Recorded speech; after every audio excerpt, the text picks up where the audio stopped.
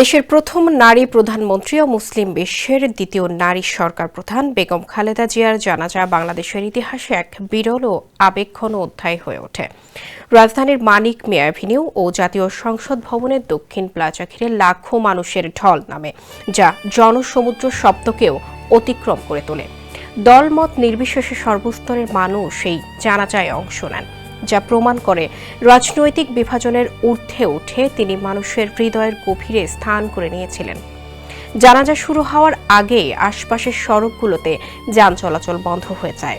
Jahangir gate থেকে শুরু করে ফার্ম গেট, কারওয়ান বাজার ও মগবাজার পর্যন্ত মানুষ কাতার বন্দী হয়ে দাঁড়িয়ে যায়। স্যান্ডেলিনা সো, রূপচর্চায় আভিজাত্য। অনেকের চোখে ছিল অশ্রু, অনেকেই নীরবে হাত তুলে প্রার্থনা করেন। প্রবীণরা অতীতের ঐতিহাসিক জানাজার সঙ্গে এই দৃশ্যের তুলনা করেন। জানাজায় অংশ নিতে আসা সত্তরোর্ধ্ব এক ব্যক্তি বলেন, 1981 সালে প্রেসিডেন্ট জিয়াউর রহমানের জানাজা দেখেছিলাম।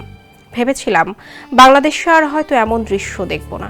আজ 44 বছর পর তার স্ত্রী জানাজায় এসে মনে হচ্ছে ইতিহাস আবার ফিরে এসেছে। জানাজায় দেশের গুরুত্বপূর্ণ ব্যক্তিত্ব ও 32টি দেশের কূটনৈতিক প্রতিনিধির উপস্থিতি এবং নারীদের অংশগ্রহণও ছিল চোখে পড়ার মতো, যদিও তারা নির্ধারিত দূরত্ব থেকে শ্রদ্ধা জানান। বিশ্লেষকদের মতে এই জানাজা কেবল ধর্মীয় আনুষ্ঠানিকতা নয়, বরং এটি ছিল গণমানুষের ভালোবাসা ও রাজনৈতিক ইতিহাসের এক অনন্য প্রতিফলন।